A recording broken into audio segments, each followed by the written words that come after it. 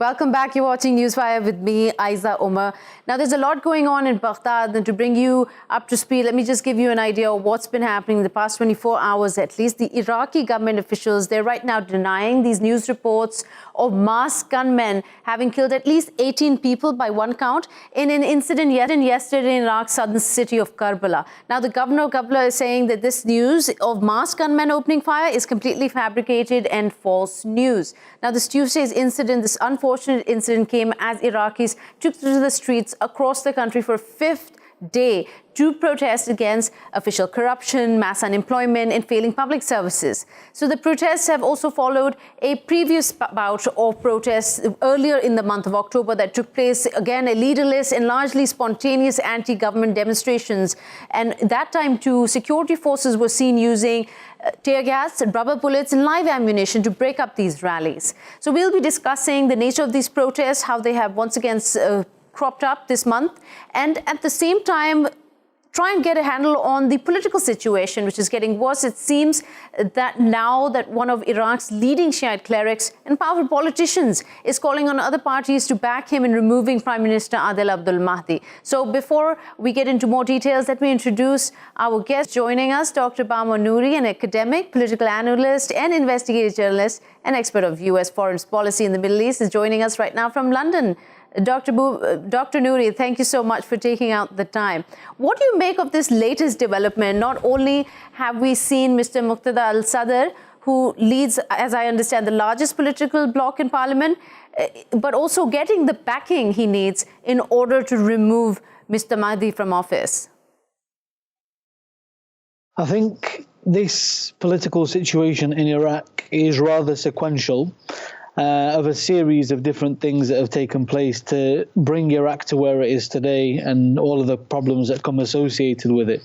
So first things first, Iraq's corruption since 2005 has come as a direct result of the rushed and divisive constitution of 2005.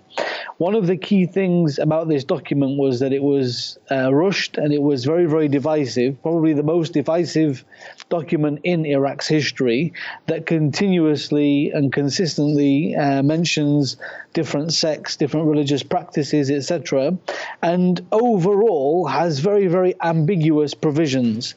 Now, this constitution that was made during an occupation, and it was made by an Iraqi elite that was instilled by the US, and it was made within an Iraq that was terribly fatigued by years of sanctions and war, was never going to be fit for purpose. Now, one of the things is that this constitution then gave birth to the political system of Iraq.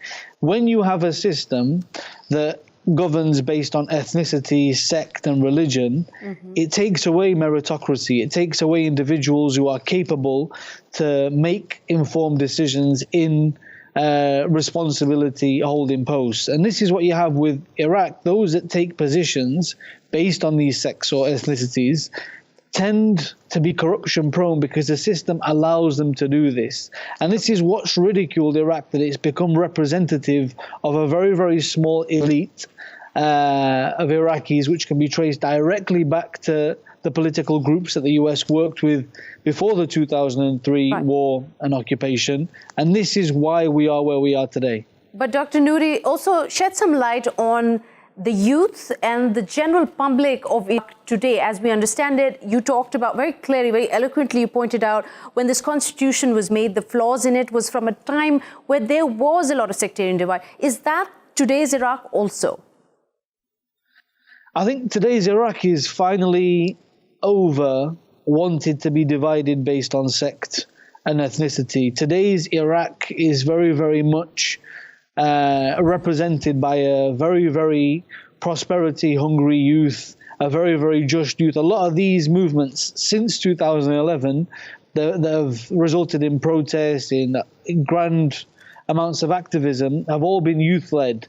And these youths are demanding a unified Iraq, an Iraq that doesn't have any interference from Iran, and an Iraq that has identity as it should belong to Iraqis and the populace, just like the system that was originally promoted and what the constitution says it does in theory. these youths have been in a predicament where their job prospects are very, very limited. Even if they have university degrees, even if they have qualifications, in a sect-based cronyism-based and nepotistic state, it's very, very difficult to achieve anything if you're not part of the elite circles. These youths want to live with dignity. They want to live in a meritocracy where they work hard and they achieve based on their merit, not based on their political associations. So then it seems almost as if Arab Spring 2.0, or also a lot like the kind of complaints that the Lebanese are having as they're demanding for the resignation of the government. In fact, Hariri just resigned. Now, with this situation, we've just heard that the Prime Minister Mehdi's main supporters, they've agreed to work with the demand to remove him. Is this an opportunity for like political opportunism, or this is finally the voices of the youth, the movement being heard?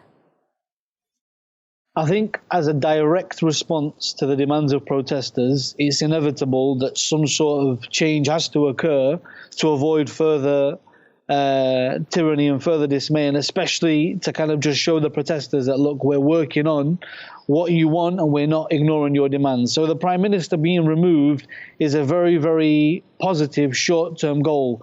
But the problem is that this is, again, a reactive measure. If Iraq wants to be proactive, it needs to think about rewriting its constitution and dedicating a great deal of time to setting the foundations that would unify this great country. But who would then take responsibility of rewriting the constitution? Are the existing political parties in power or in opposition, are they of the same vision as those that the protesters have? Well, this is where the divide is, that you've got a bunch of politicians at the moment and many different political parties that think these protests can be solved purely by responding directly to protesters' demands. The problem is that even if they do, that won't cure and curb the corruption that's been so consistent since 2005. Mm-hmm. For the rewriting of the constitution, maybe a referendum needs to take place. Maybe Iraqis need to be more informed about this constitution, and especially more informed about how the previous constitution was made. So, for example, as we had heard, Mr. Muqtada al-Sadr, who himself is one of a very popular Shiite cleric, as I understand, and he's also leading the largest political bloc in parliament. Is he the kind of person that the Iraqis could turn to lead this project on, to finally get the constitution according to the masses' demands? I think he can play a pivotal part. Even since 2003, his voice has been strongly recorded alongside Sistani's, and I think it's very, very important that people like himself, who have always uttered the voice of the people and that they are a populist kind of driven party, I think it's very, very important that people like him speak up and ask the relevant questions in regarding how Iraq can deal with its problems in a kind of proactive, long-term view, as opposed to this kind of short-term, just responding with a few kind of changes of the faces in the same system. Right, and his political rival, Mr. Hadi al-Amiri, he's agreed to help him in bringing down Prime Minister Mahdi. But is then there a concern that these two can get together, sit together, and work cohesively towards this at a time when tensions are really ripe on the street? They're very stressful situation for the protesters. I think what the Iraqi government need to do immediately is deal with the immediate demands of protesters.